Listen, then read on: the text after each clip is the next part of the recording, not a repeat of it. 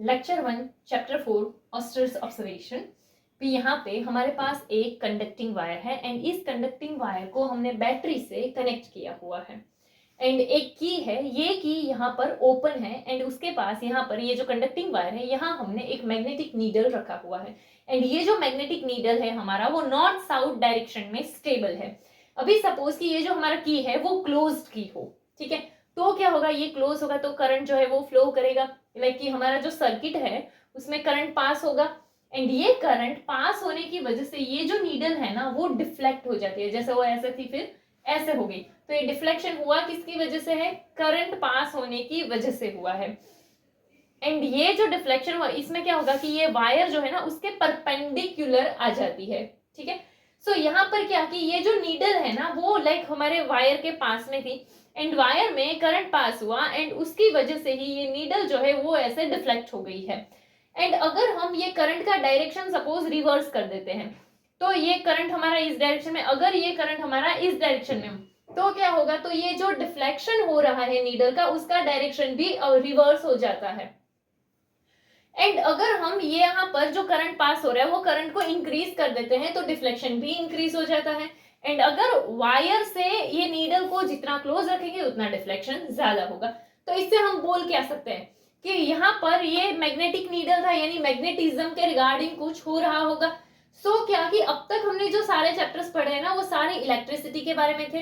ठीक है, कि हमने इलेक्ट्रिक करंट एंड ये सारी चीजें पढ़ी थी। अभी से जो हम पढ़ेंगे उसमें मैग्नेटिज्म भी आएगा, यानी कि पूरा जो हमारा मैग्नेटिक फील्ड वगैरह जो है वो भी हमको पढ़ना है। तो यहाँ पर एक चीज की क्या कि जैसे ही हमारा करंट पास होता है तो जो हमारा करंट है या फिर जो मूविंग चार्जेस है वो अपने सराउंडिंग में मैग्नेटिक फील्ड क्रिएट करते हैं, ठीक है। तो यहाँ से जैसे करंट पास हुआ तो ये जो वायर है इसके आसपास में मैग्नेटिक फील्ड क्रिएट हुआ कि जिसकी वजह से ये मैग्नेटिक नीडल डिफ्लेक्ट हुआ, ठीक है। तो यहाँ पर हमें जो कंक्लूजन निकालना है वो एक ही है कि जैसे ही हमारा करंट होगा या फिर अगर हमारे पास मूविंग चार्जेस है तो उसकी वजह से उसके सराउंडिंग में मैग्नेटिक फील्ड क्रिएट होता है। नेक्स्ट, ऑस्टर्ड के ऑब्जर्वेशन के बाद बहुत सारी रिसर्च हुई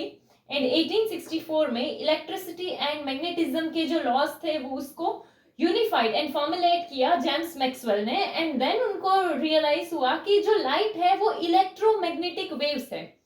एंड जो रेडियो वेव्स थे, रेडियो वेव्स को डिस्कवर किया था हर्ट्ज ने एंड इसके अलावा जो है उसे प्रोड्यूस किया था जेसी बोस एंड जी मॉकर्नी ने।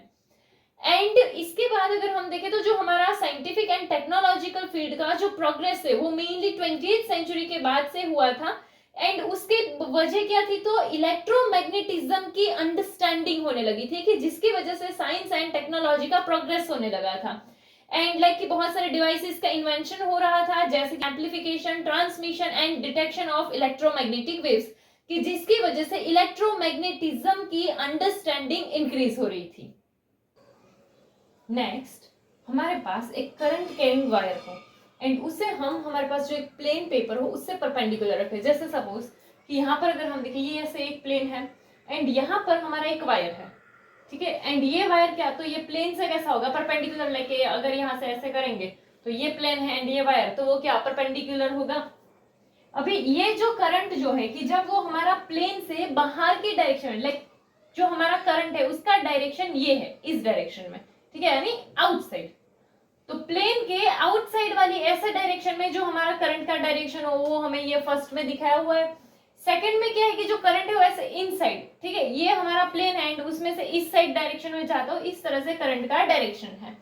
एंड यहाँ पे अगर हम देखें तो ये जो करंट कैरिंग वायर है एंड अगर हम उसके आसपास आयन स्प्रेड करते हैं, आयन ओर,